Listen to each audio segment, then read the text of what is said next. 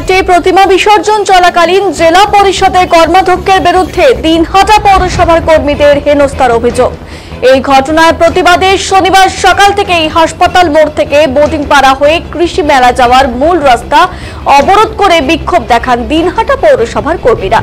অভিযোগ, গতকাল রাতে রথবাড়ি ঘাটের প্রতিমা নিরঞ্জনের শেষ দিকে তৃণমূল নেতা তথা জেলা পরিষদের কর্মাধ্যক্ষ নূর আলম হোসেন তার দলবল নিয়ে প্রতিমা নিরঞ্জনের ঘাটে পৌঁছে দিনহাটা পৌরসভা কর্মীদের মারধর ও হেনস্থা করে।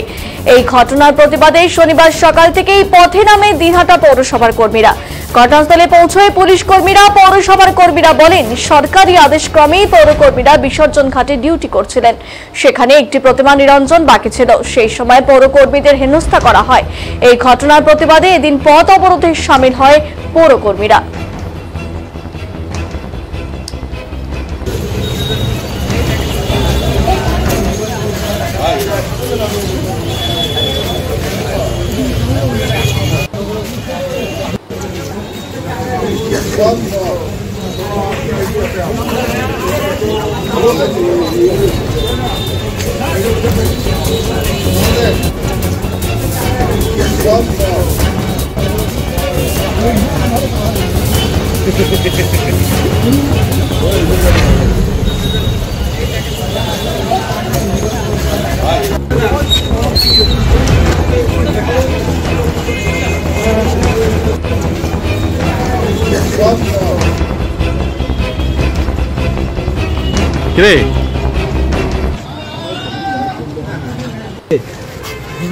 গত পরশু দিন থেকে বিসর্জন হচ্ছে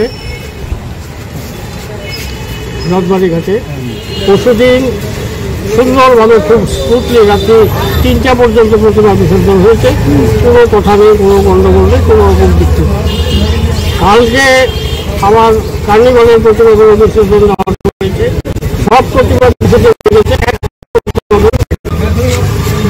এমন সময় নূর আলম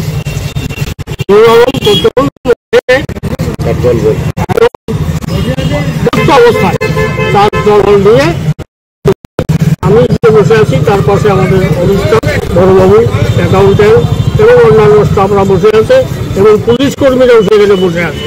দিয়েই পৌরসভা পৌরলোককে পৌরসভা ভাগো সভা ভাগো এখান থেকে যাও, একটা পৌরসভার লোক এখানে থাকবে না। এইরকম ভাবে ওরা তো উঠতেছে, ওরা বুঝে মানে সবাই হতবাক যে কেন এরকম করছে। তারপরে সেই রকম শাসানি গালাগালি অবাধ্য ভাষা, এখানে ওই ভাষাগুলো উচ্চারণ করা সম্ভব না, এই সমস্ত ভাষা প্রয়োগ করলে তারপরে এমন একটা পরিস্থিতির সৃষ্টি হলো যে ওরা উঠে যেতে বাধ্য। বললাম ঘটনাস্থলে কি পুলিশ ছিল? হ্যাঁ, আমার এনকেই বসা ছিল, পুলিশ ছিল, জিআইবি ছিল। হ্যাঁ, পুলিশ ঠিক করলো, ওরা শোনো না বলতে দেখি। তারপরে ওরা উঠে চলে গেল, চলে যাওয়ার পরে আমার দিকে থেকে, এই শালা তুই মাইকিং করছিস? হ্যাঁ, খুব ওরা মাইকিং দেওয়া হয়ে গেছে। হ্যাঁ, এরকমভাবে আমার দিকে চলে আসবে। হ্যাঁ, চলে আসতে পরে আমার পাশে যে পুলিশ কর্মীরা বসেছিল তারা সব উঠে নেমে গেল, ট্রেন থেকে নেমে গেল। এখন আমি দেখলাম আমি একা পড়ে আছি, আমাকে গালাগালি করছে, আমিও নামলাম, নেমে আমি দাঁড়িয়েছি। তখন আমাকে এইভাবে ধাক্কা হবে, যা পৌরসভার লোক যা, একটা পৌরসভার লোক এখানে থাকবে না।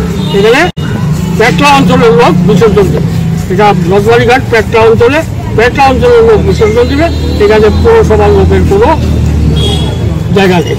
যা যা, এরকমভাবে গালাগালি শুরু করলো। আমি সত্যি কথা বলতে কি, তখন আমি একটু বয়স হয়েছে, তাছাড়া শরীরটাও একটু খারাপ সুগারের পেশেন্ট, আমি একটু নার্ভাসনেস ফিল করলাম। একটা মেয়েটের যদি জয় হয়তো আমি সেই খবর আমি সহ্য করতে পারবো না, যার জন্য আমি ওখান থেকে সরে আসি। তারপরে এসে আমি রাস্তায় দাঁড়িয়েছি এমন একটা পজিশনে যে যদি সেরকম কিছু হয় আমি দৌড় দিয়ে চলো বলা যাবে। এমন সময় হাতে আমাদের কর্মী রয়েছে ইনচার্জ বাকি রায়, পৌরকর্মী যারা বিসর্জনের কাজ করছে তাদেরকে নিয়ে খাটে আছে, একটা প্রতিমা আছে, প্রতিমাটা বিসর্জন দেবে। এমন সময় ওখানে গেল, ওখানে গিয়ে সেরকম গালাগালি। তারপরে চেয়ারে বসেছিল বাকি রায়, তাকে হাত ধরে টানতে উঠে এই সারা যা এখান থেকে, ওখানেও সেরকম গালাগালি। হ্যাঁ, অভদ্র মানে এমন সব ভাষা বলেছে যে এইখানে সেটা কর্তব্য।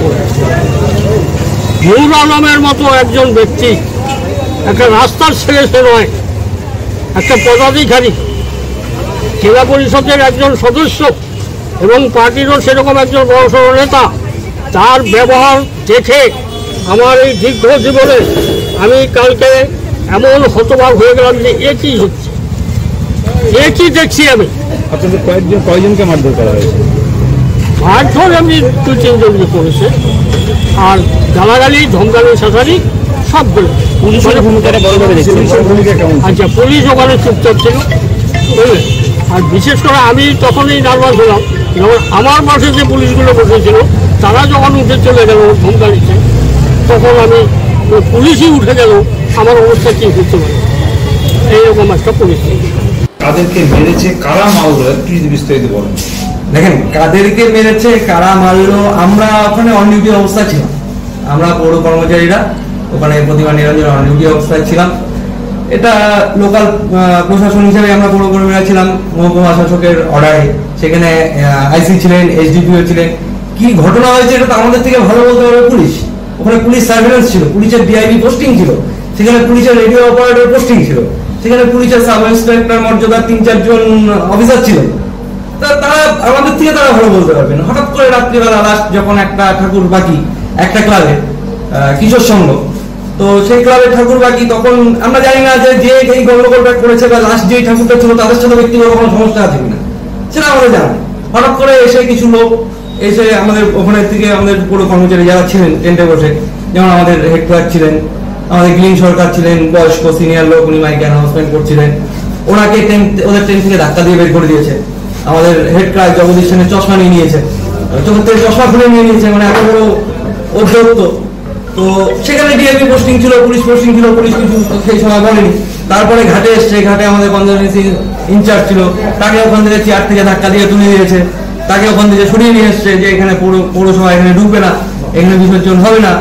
আমাদের অ্যাকাউন্টেন্টকে ট্রেন থেকে উঠিয়ে দিয়েছে ওখানে।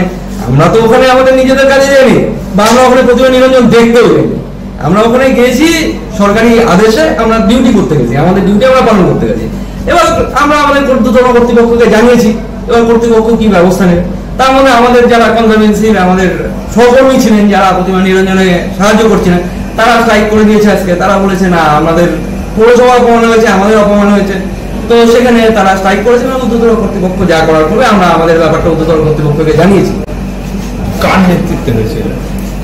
কার নেতৃত্বে যেটা, সেটা তো পলিটিক্যাল ব্যাপারটা আলাদা। আমরা তো পলিটিক্যাল পার্টির শুধু যাইনি, এবার এখানে আমাদের নেতৃত্ব গড়ে দিতে থাকে, আমাদের থেকে আমাদের অর্ডার, আমাদের অফিস অর্ডার করেছে, আমরা অফিসের নেতৃত্বে গিয়েছি, হামলাটা সরকারি ভাবে করেছে। এবার ওখানে কিছু ছেলেবেলে ছিল, ওখানে আলম ছিল, আমি ব্যক্তিগতভাবে বলতে চিনি, নূর আলম ব্যক্তিগতভাবে আমার সাথে পরিচয় আছে, ও ছিল।